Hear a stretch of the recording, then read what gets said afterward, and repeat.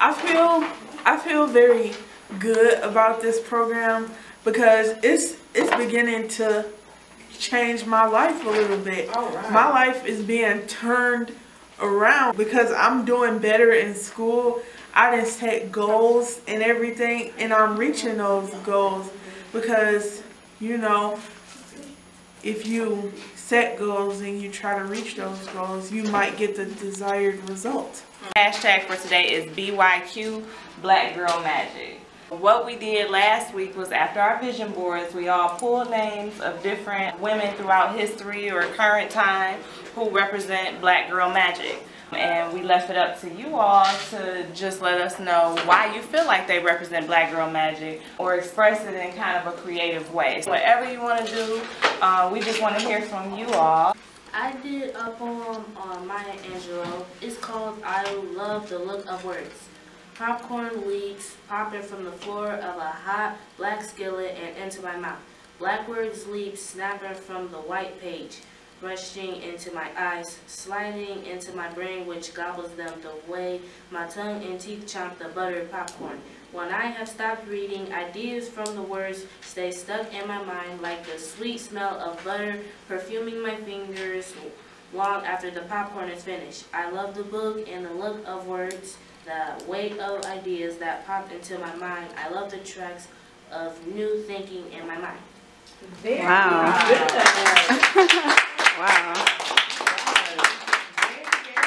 My person was Angela Davis, and I did a poem. Well, it's not my poem, but it's published. Okay. This is for every woman that cries herself to sleep, that lies alone in bed at night, that stays awake, unable to sleep. This is for every woman that is scared of being hurt again, that has been left behind, heartbroken, that needs to be given something to believe in. This is for every woman that needs to feel wanted, that wants to feel desirable, that feels like no one even cares. This is for every woman that has, This is for every woman that has loved another freely, that shows how much she cares, that accepts others for who they are. You are beautiful. Everything will be okay if you can believe in yourself. And most of all, please love yourself.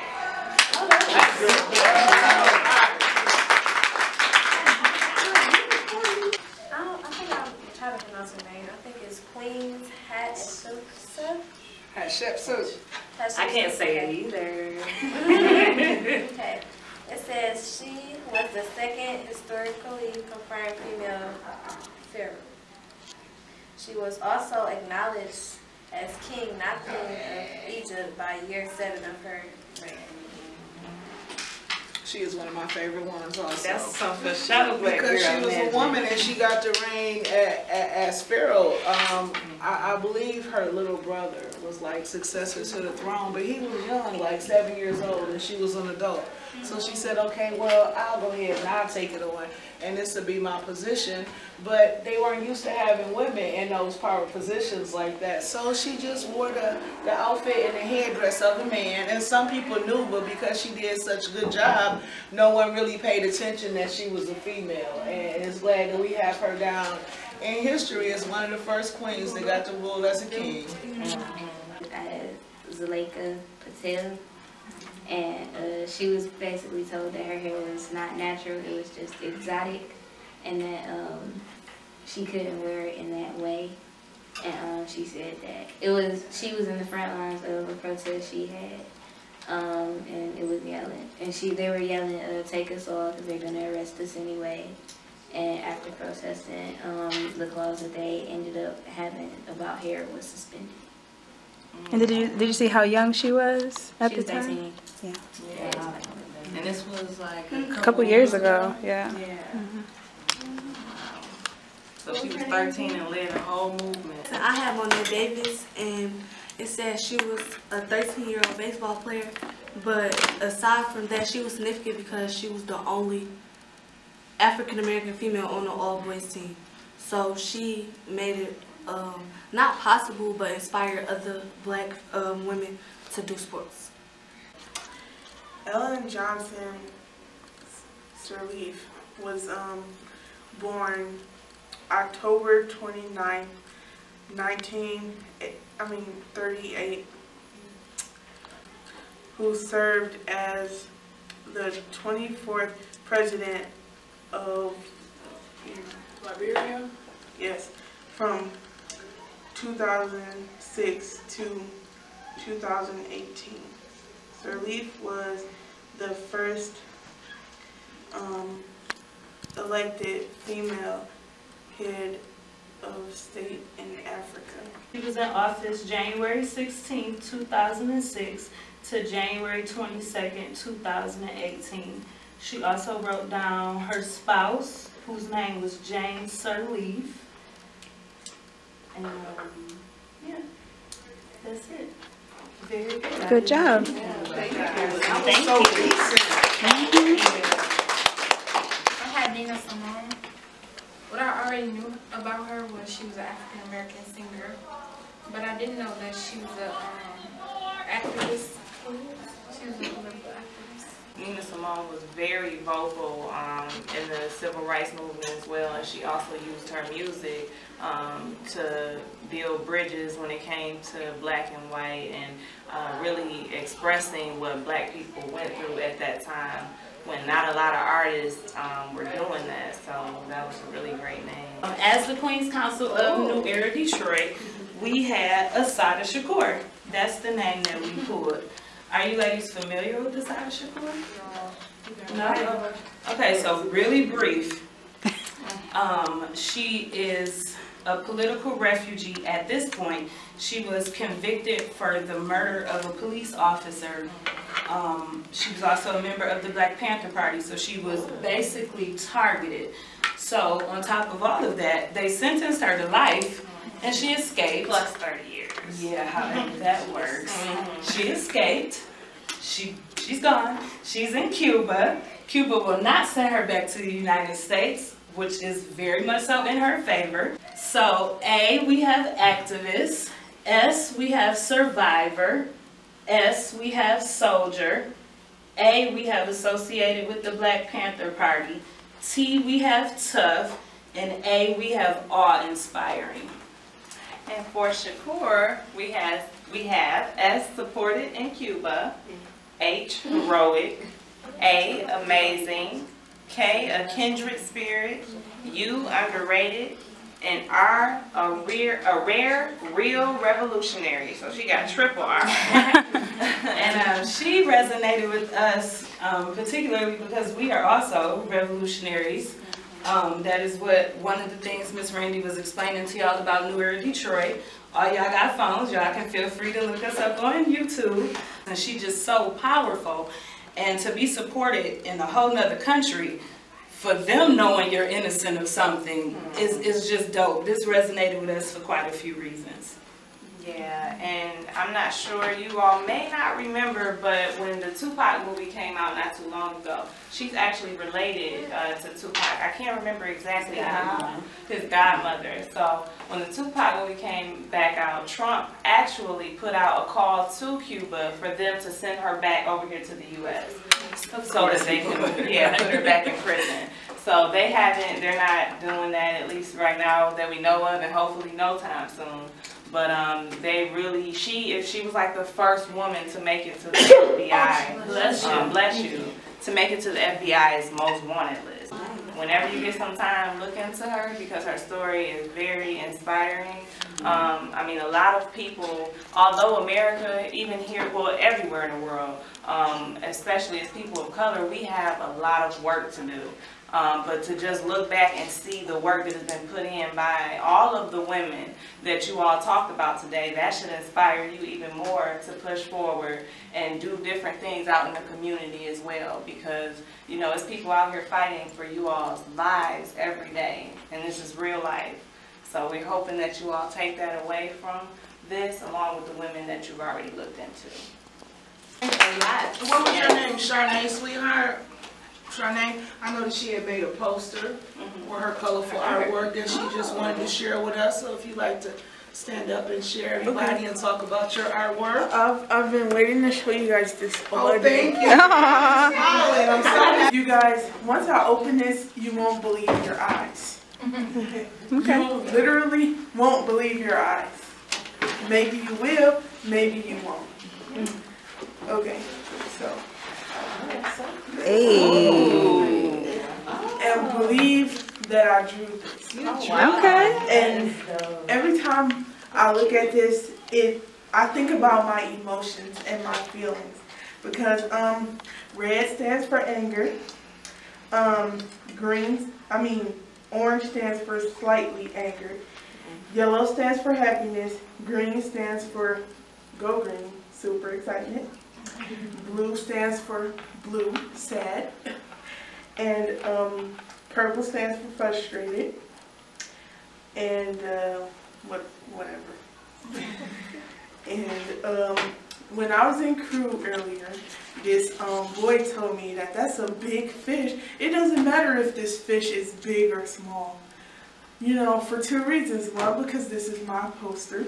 And two, because, you know, I wanted to take up space in this board. And this is my drawing, you know. You can be creative in any way you want to, you know. So, and I also did something on the back. Oh. Amazing. You got dimensions going on and everything. That's impressive. I told y'all won't be able to believe y'all. You were right. You got a hidden talent. That is self-love. Thank you so much for sharing. Yes, Thank you. Thank you. As far as the emotions on your own, On my own. that's very nice. That's very nice because nobody would know that about the photo until you explained it, and that's very dope. Thank you so much. Last week we introduced you ladies to the 6 principles of sisterhood. Y'all remember that? And we reiterated that for every week this is of vital importance. This is our standard. This is our base. So I'm going to briefly run over these, and then we're going to do something called scenarios of sisterhood. And that's when we're going to give you scenarios and you tell us how you will handle them and how they fall into the 6 principles of sisterhood. These are not major scenarios, but real life things that come in, that you as teenagers will come in contact with. So the first one is self-love, which breeds love. The second one is honesty, which breeds trust. The third one is support, which breeds upliftment. The fourth one is accountability, which breeds success. The fifth one is loyalty, which breeds bonds. And the sixth one is unity, which breeds a community. All right. So for our first scenario, again, like T mentioned, you're just going to explain how you would handle the scenario and what principles you would apply to it. It could be more than one, or if it's just one, you can name one. So the first one we're going to go with is courage. You just saw a good friend sneak into another student's backpack and take their phone. How do you handle it? I'll like tell my friend that if they're doing this wrong, because you know somebody took my charger the other day. Somebody can at least tell that friend that they're doing it wrong. Right. So that scenario too real. I don't play action, so Right, somebody should have held them accountable. Right. For taking your charger. You wish your sister was there. See, she said she would have checked. I was like, we're all on the right track for sisterhood. All right, so the next one is you have been assigned to a group for a science project and you don't like 2 of the group members. What do you do? That's something I always go through every day. But I feel like I do what I gotta do to make myself have a good grade. And at the end, it always works out well. And if you don't like them, there's a relationship is starting to develop. That scenario, personally for me, I think covers a lot. It's self-love because you can act a fool and get an F. What else is it? It's accountability because you are always accountable to yourself, especially at this age. You're accountable for your grades. This is literally your future. And unity because, you know, you play along and get along. It has to be done, but it breeds community and good grades apparently. Here's a good one. You and your best friend auditioned for the lead role in the play. You got it and your friend is upset and jealous. How do you handle it? It sounds like you got something to say. Can we talk about that? I would handle it is I would say you don't have to be jealous. have a talk with him or her, and like just like ask them like why are they mad, or like are they okay with me having a role, because I do care about my friend's feelings, but it's still my journey. All right. And which principles do you feel like you could apply to that? Honesty. That's a good one. I would tell my friend, like, you know, just to be happy for me and stuff. Because, like, my best friend just got a job at Foot Locker. And I've been applying for jobs for, like, a long time. Well, I'm not jealous. I'm happy for her. So she can get me with her. But anyway, I would use loyalty and honesty. Self-love for myself, because sometimes when you do win something, like you was about to say, you do feel like bad for winning or getting something that you deserve, but if you worked hard and you got that, you should be supportive of your friend and the things that they want to do and if they didn't make it, but you should also not feel bad and appreciate and not say, okay, well, I'm just going to give it up too. Yeah. Because if this is what you really want to do and, you know, and you win and you deserve it, then appreciate that. You can do that without, you know, saying, oh, so what, you should have did better. You know, you can do that without it. I probably would go through all of the principles. I would definitely have a conversation, like, hey, what's going on? Why are you feeling how you feeling? But also remind them that if I get on, we both on. You know what I mean? So I'm not going to leave you behind or anything. I feel like it should be a time more so to congratulate whoever made it for the most part. So great answer. A friend of yours no longer trusts you because you lied to her. Now you want the friendship back and you want to regain trust and faith. So I just like go talk to her and tell her. It depends on what the lie was and how bad. Like, I've never lied, but if I do lie, it'll be about something like, it sound like the truth is way worse than the lie. I feel that it would go with 2, 4, and 5, because you have to be accountable. Like, yeah, I know I lied to you and I promise I won't do it again. Like, what can I do to build our trust back up in our bond? You notice that a student that goes to your school is being bullied and it never seems to stop. How do you handle it? I would go up to that student, like that student, my friend, or someone I know. I would ask them if they're okay, if they need any help, or do they want me to do anything. And if it's like someone who's shy and doesn't want anyone to know, I would go to an adult, because that's wrong, and you don't know what people go through, and that's just being disrespectful. What I would do is the word integrity or tolerance. You know, like when you tell on somebody, but it's only for it's only the right thing to do. So I would tell somebody because it's only the right thing to do. Because if that keeps happening and happening and happening, you know, it's just gonna get worse and worse, and it's a really bad thing already. So it's one of those 2 words. I don't know. It's both of them really fit. It's very, you are exhibiting integrity by even standing up for the person, and then tolerance is like, because you could have punched them and you didn't. So that's tolerance. So both of those words fit very well. I'll probably use like honesty, support, and loyalty and unity. Because I'll be honest with the bully, because like I've been bullied before, so I know like a lot of reasons why people bully other people. And I would just use like the honesty and stuff, and I would try and get the bully's point of view, why they doing what they doing. And then I would support the person that's being bullied too, because it's not fun. Like it hurt mentally and physically in some cases. And then I would just use loyalty, because if I notice that it's still happening even after like something has happened, even after like we've tried to fix it, then at that point, like I would have to just either go and stand up for her myself, because a lot of like teachers and stuff don't always handle the situation like they should. So I would either, if I ever told somebody and they don't handle it like they should, then I would just do it. I'll handle it myself. Well, that's all of our scenarios for today. But before we wrap things up, we just kind of want to touch on what we'll be going over next week. Next week is hashtag BYQ Stay Woke.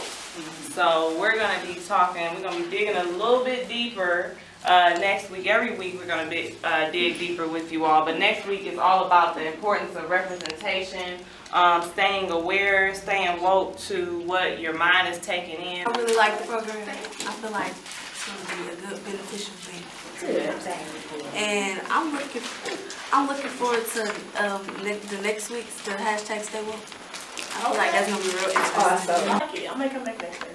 Okay, that makes me feel great. Love it.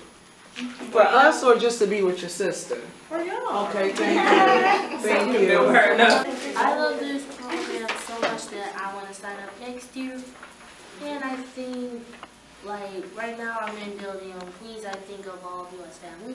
Thank you. So they're all the same. I got one for each one of you as a reminder to yourself. That's better than Untitled Chapter. You have to give some love. So it's a necklace and it's more of a black metallic. They did have the silver, but you know, I thought that we'd go straight to the black love, and then that way we can always remind ourselves of the power that we have with self-love. Like She said happy. Y'all look on the same way. And now you can take your sisters and you can fuck them up. But she gonna be cheering. She can't get her off. Get one more. I was like, Jamila's gonna be sad. And I'm looking at you. Oh, what's that? Those are cute. Oh, that's cute. I didn't know it was the one on your neck. Oh, thank you. And I'm petty because I don't wear my necklace so I can look in the mirror and see myself like ambulance, okay? I don't wear mine backwards. This is so pretty. Love necklaces. So we can remind some of ourselves, okay, ladies? And again, I think y'all, I can't promise you. So next week we'll be talking about how good our 7 days was. I'll be talking about my necklace. Here, let's go ahead and Yeah. because it's more I'm gonna throw it on now. This is so pretty. And I've been low-key staring at the one she got on all day anyway. I was waiting for one of y'all to say something. Brandy, you see how that wave left work? They are like we was looking at it. Yes. This is beautiful. The whole time coming to it. That's okay. Oh, this is pretty, Randy. So I feel bad for anybody that wasn't here today because I tried to get as many as I could out the store. Well, thank you, Miss Randy. So this is the finishing part of Building Young Queens Week 2. And our hashtag was Black Girl Magic. The highlight for me this week was one of the young queens saying that this program changed her life. That really made us feel great. That is what this is all about. There were plenty of good points this week, but that for me was my absolute favorite. Building Young Queens. Building Young Queens.